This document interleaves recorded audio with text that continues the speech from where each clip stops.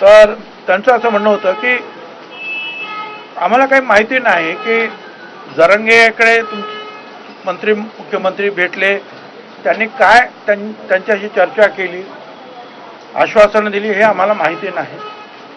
तुम्ही हाके ससाने आणि वाघमारे यांचं ओबीसी नेत्यांचं उपोषण सोडायला गेलात, तुम्ही त्यांना काय सांगितलं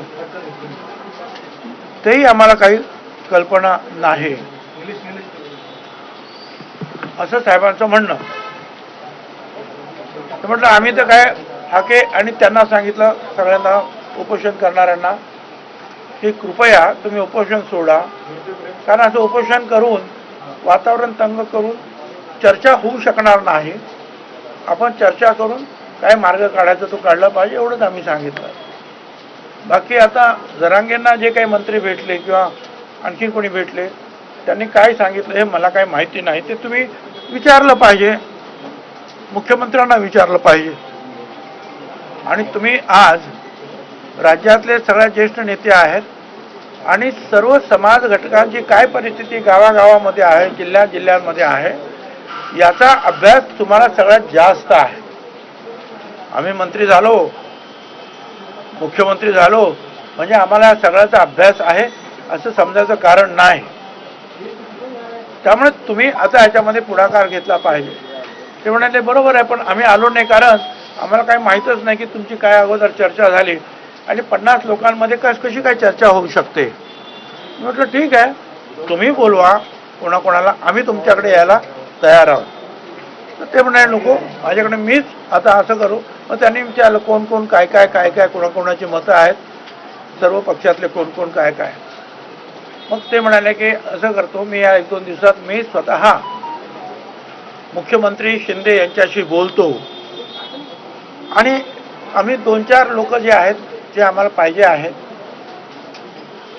ती आम्ही एकत्र बसतो आणि काय झालं, काय होत आहे, काय करायला पाहिजे आणि कसा हा प्रश्न जो आपल्याला सोडवता येईल याच्यावर मी चर्चा करायला तयार आहे. आता सध्या माझी तब्येत पण बरी नाही आहे, परंतु या 2 दिवसामध्ये मी बोलतो. आणि मी त्यांना सांगितलं की तुम्ही बोलवले, तुम्ही सांगितलं तर सगळे मंत्री येणार, मुख्यमंत्री सुद्धा येणार, चर्चा होणार. आणि मला इथे तुम्हाला हे सांगायचं आहे की हा प्रश्न सोडवावा, सुटावा ओबीसीचा, मराठा समाजाचा, आणि तंग झालेलं वातावरण हळूहळू हे शांत व्हावं, हा या पाठीमागचा माझा हेतू आहे. यासाठी अर्थात मी कुणालाही भेटायला तयार आहे. उद्या मला जर असं वाटलं की राहुल गांधींना सुद्धा भेटलं पाहिजे किंवा प्रधानमंत्र्यांना भेटलं पाहिजे तर मी त्यांना सुद्धा भेटेल. परंतु राज्यातलं वातावरण शांत असलं पाहिजे.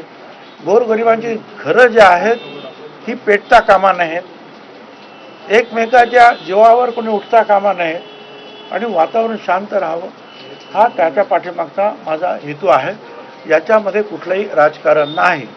पवारसाहेब पण म्हणाले की ठीक आहे, तुम्ही मीडियांना सांगा की आम्ही याच्यात राजकारण आणणार नाही, केवळ एक सामाजिक प्रश्न म्हणून जे आहे मी ह्या 2-4 लोकांबरोबर चर्चा करून काय मार्ग काढायचा आहे त्याच्यावर आम्ही चर्चा करू. हे एवढंच. जवळजवळ आम्ही 1.5 तास बोलत होतो. कुठे कुठे काय काय झालं ते मी त्यांना सगळं सांगितलं. वकील लोक काय काय बोलतात ते सुद्धा मी सांगितलं. धनगरांचा जो प्रश्न आहे त्याच्यावर सुद्धा चर्चा झाली, त्याच्यावर काय आहे ते मी त्यांना बोललो. त्यांनी मला काही गोष्टी सांगितल्या. ते अशा रीतीने जे आहे सर्व साधक बाधक चर्चा जी आहे सर्व समाजाची जी आहे त्यांच्याबरोबर झाली आणि ते तयार झालेले आहेत. 2-4 लोकांना मी बोलवतो किंवा मी त्यांच्याकडे येतो, मुख्यमंत्री त्यांना बोलवून घेतील आणि आम्ही त्यांच्याबरोबर बसून चर्चा करू.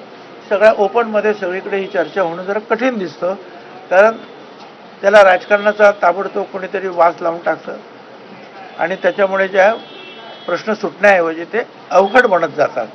त्याच्यामुळे आम्हीच अगोदर समजून घेतो की नक्की काय करता येईल आणि काय करायला हवं, काय पावलं उचलायला पाहिजे. भुजबळ साहेब, काल तुम्ही बारामतीमध्ये विधान केलं होतं की एका नेत्यांनी फोन केला आणि त्यामुळे विरोधी पक्षाने आले नाही. तो मग आज तुम्ही तिथे गेलात, त्याच्यामुळे एक राजकीय चर्चा थेट सुरू होते की भुजबळ खरंच पक्षांतर करू पाहत आहेत का, स्वगृह जात आहेत का. हा राजकारणाचा विषय नाही. आणि मला जे सभागृहात जे झालं जे जे काही लोक बोले ते मी तिथे बोललो आणि मी मग